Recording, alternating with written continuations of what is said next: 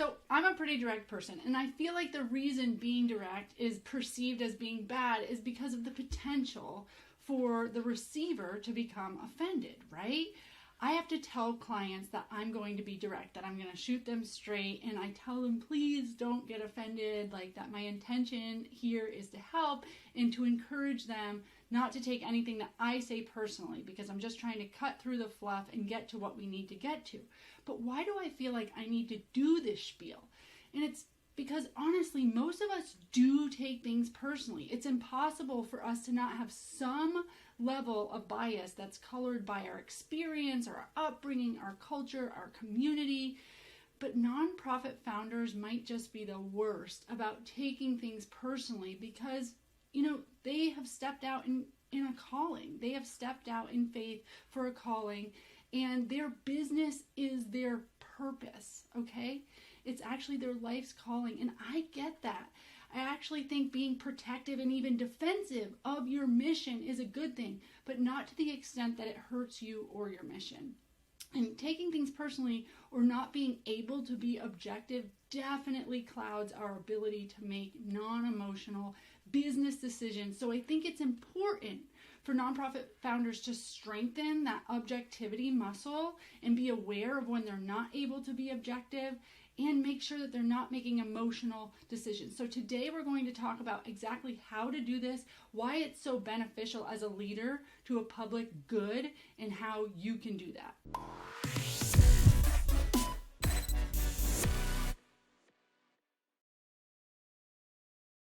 Welcome to episode 36 of For Purpose Live, where I help you get clear, get focused, and be impactful by showing you how to step fully into the calling that you've been given without taking on the common narrative that nonprofits have to struggle. That's right. Together we can get you in your sweet spot using your strengths and your talents to serve this world and build a movement of support for your mission simply by living for purpose, on purpose. I'm Rebecca Britt, your host, and today we are talking about building that objectivity muscle.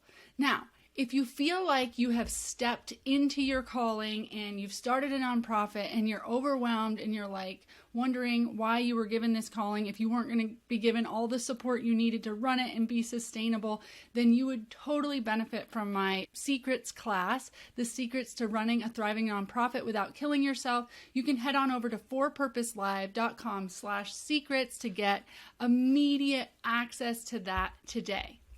Okay, so how does not being able to be objective get in the way of being a good leader and running a thriving nonprofit? Well, I want you to think about your absolute favorite program. So think about the program that you do, close your eyes, imagine it, and think about all the warm and fuzzies that you get when you're thinking about the population you serve, that program, and its success.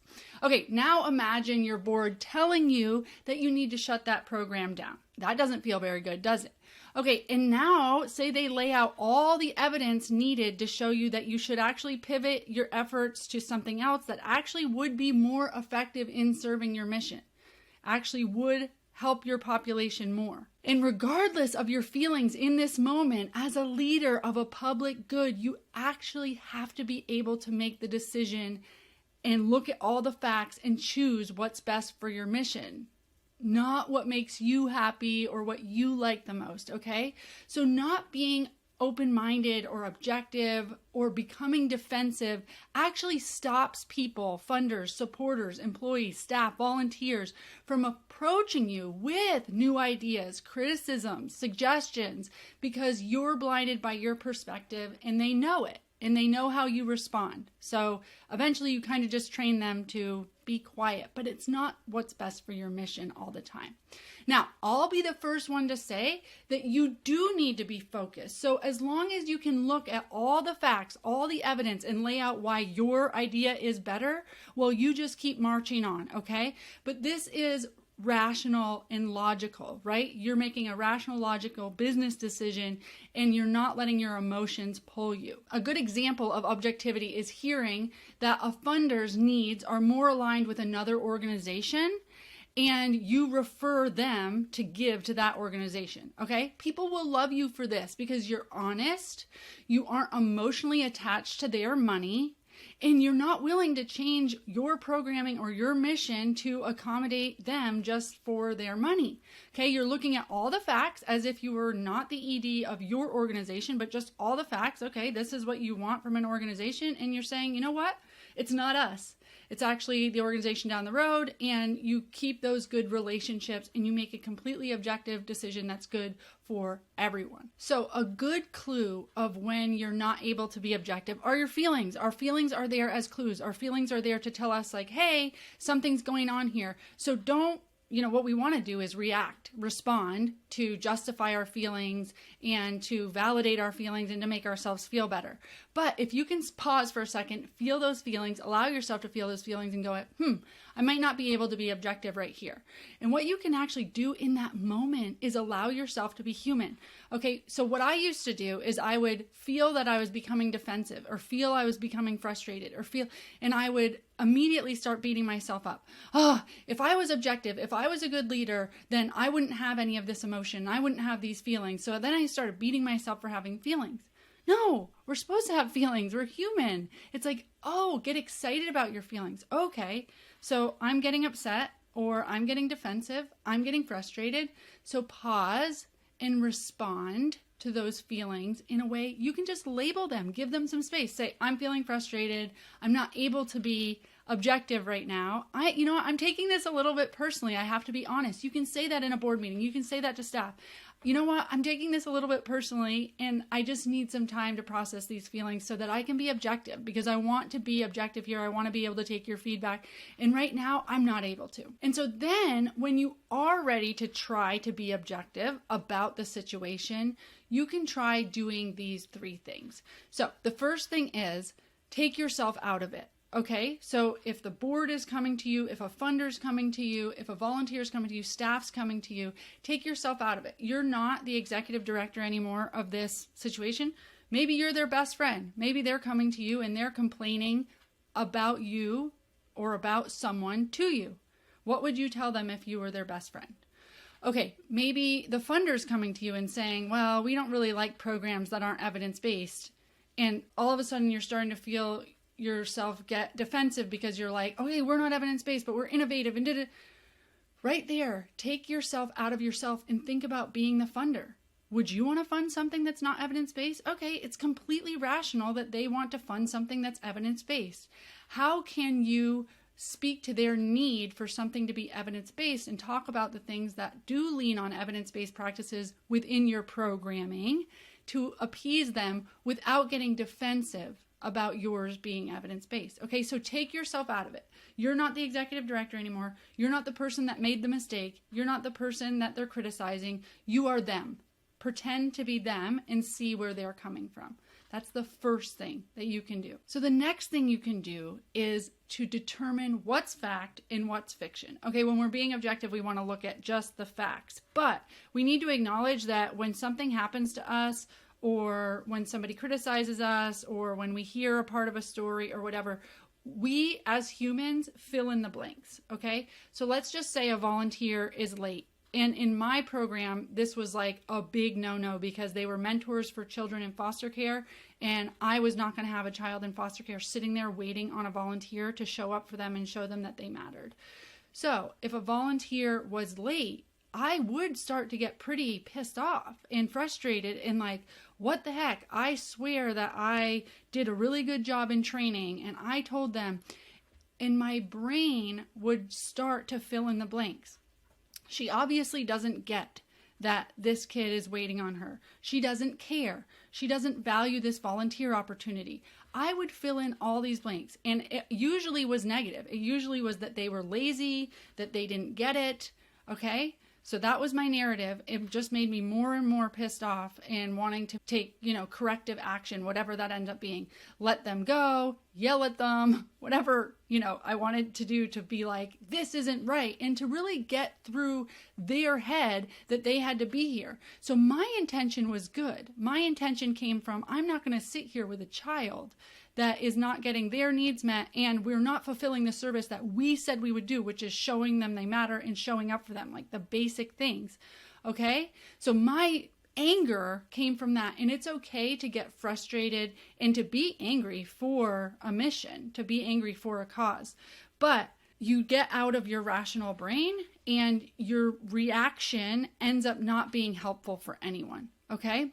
So if you're going to determine what's fact or fiction, you need to lay everything out. Okay? So what I do is I come up with the story that's in my head. So this person's lazy and doesn't care. And I come up with 2 other stories. She got in a car accident. Okay?